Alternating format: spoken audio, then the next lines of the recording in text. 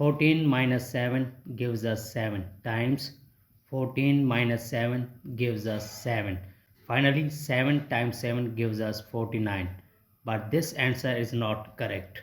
According to order of operation, first we do parenthesis, then exponent, then multiplication or division, and finally addition or subtraction. Remember that multiplication and division have equal priority, and we have worked from left to right. Same applies addition and subtraction, left to right.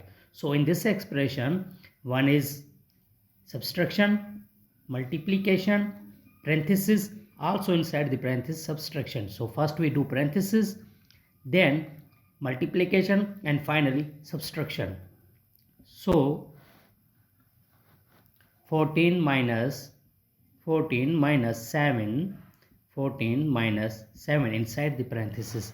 Now first we do parenthesis, 14 minus 7 times 14 minus 7 gives us 7, and here one is subtraction and one is multiplication. According to rule of PEMDAS, first we do multiplication. So 14 minus plus into minus, when 7 times 7 gives us 49, and finally here is plus and this is minus. So 14 minus 49 gives us 35 minus 35. This is a right answer.